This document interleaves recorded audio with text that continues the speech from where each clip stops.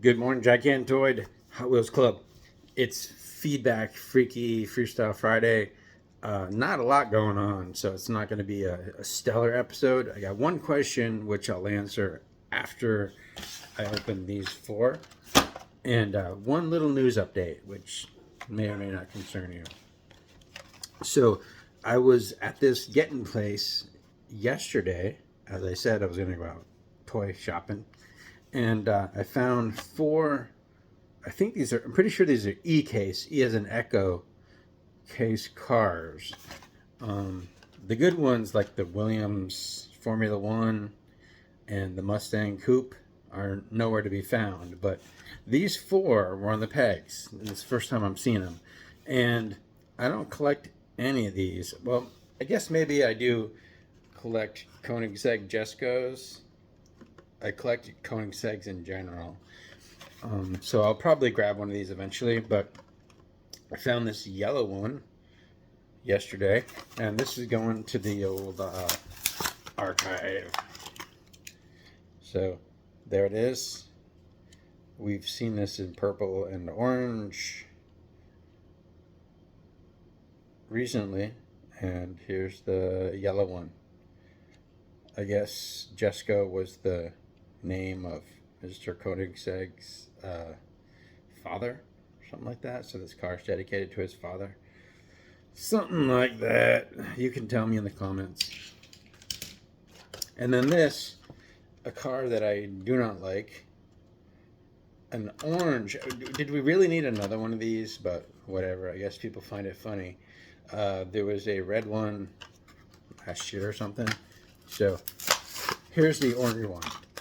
And you can bet I do not collect food cars, particularly sushi. I don't even like sushi.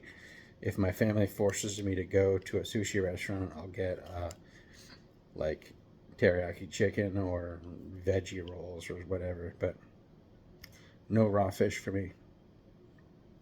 This reminds me of a staple puller. That's what they should have done, is made this like a staple remover. The sushi tuner. Tuna, sushi, sushi tuner, tuner, get it? And the slide burn, which, not a bad car. I don't hate this. It definitely is reminiscent of classic Hot Wheels, like 60s style Hot Wheels, where it sort of resembles something. Looks kind of like a muscle car. To me, it looks like the Fast Fish, but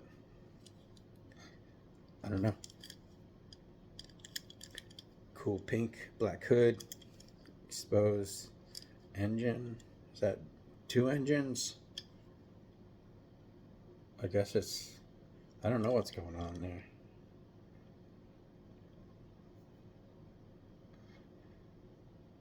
But to the archive it goes. Maybe I'll grab one. Actually, I don't really have a Hot Wheels muscle car box anymore. I committed fully to the Muscle and Blown, and well, that box is sharing. That box is being shared with Muscle and Blown and Dodge Vipers right now. So maybe the Muscle and Blown will get a new partner, like the Fast Fish and the Drift and Brake, and the Vipers will go in their own box. I don't know. I'm kind of out of space. I don't really want to expand any more than I have. And here is the Skull Shaker. And this was most recently seen in like an olive green in a 5-pack, I think. Don't collect these. It's sort of a takeoff of the Bone Shaker, which already has a couple spin-offs, like the Baja Bone Shaker. And the Bone Shaker itself comes with a closed roof or an open roof. And there's the Pixel Shaker, which is like a pixelated 8-bit, whatever, Minecraft world Bone Shaker. But here is the Skull Shaker. And as this rolls, the guy's head bounces back and forth, so rattles his skull around a little bit. So the The only question I got this week was, do I think that scalpers are ruining the hobby?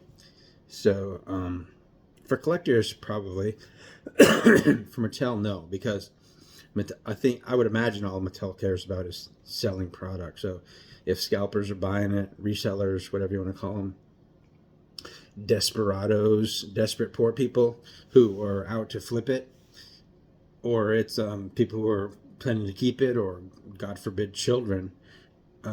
That's all they care about. And I think right now, for the past couple of years, Mattel has been selling a lot of product. It's weird that they don't produce more.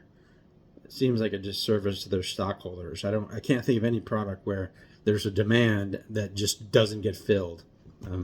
I think I heard something about there being limited production, or they can't make any more. I don't know. But so back to the question, scalpers, as this person called them, are definitely not ruining the hobby for Mattel, because sales are probably at an all-time high and life is good. But for the collector, and I consider myself a garden variety citizen of the collecting world. I no longer do retail. I don't buy stuff by the case. I have to go out there and try to find stuff, just like you. And it sucks. I mean, it feels, I honestly can't tell a lot of times if it's just not, the stuff is not being shipped, or if it's all being bought up. Like, there's other stuff like 2-packs and team transports and the cars from the premium series that everybody wants. You never see them. And sometimes you'll see remnants of that case, and it's safe to assume that Kevin got out there and bought them all up so he could throw them on eBay. But in some cases, I don't even know if it's maybe a case that it's not being shipped. I don't know. But scalping definitely sucks for the collector, because what you're looking for, even if you just want one, it's not on the pegs. And then you have to go to eBay and pay Kevin like a 500% markup. And that's where it all is. It's either a Mercari or whatnot. I don't even know how whatnot works. But or eBay, like the secondary market. So a $1.18 car at Target is suddenly $4.65 in the secondary market. And that sucks. So my answer from a collector perspective, yes, scalpers are ruining the hobby, period. And it's probably not going to let up anytime soon until something changes. Maybe the bottom will fall out of it, the bubble will burst. I don't know. It's been this way for Star Wars collecting for like 25 years, so it's probably never going to change with Diecast. I don't know. But that's all I really got today. As a sneak peek, tomorrow I've decided to open.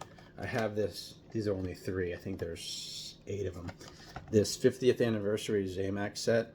I'm gonna take these out of these fancy and for some reason very expensive clamshell cases and open them all up. They seem to be all muscle cars, and I'd rather have them on my shelves than tucked away in a box in their cases. So stand by for that tomorrow. Later.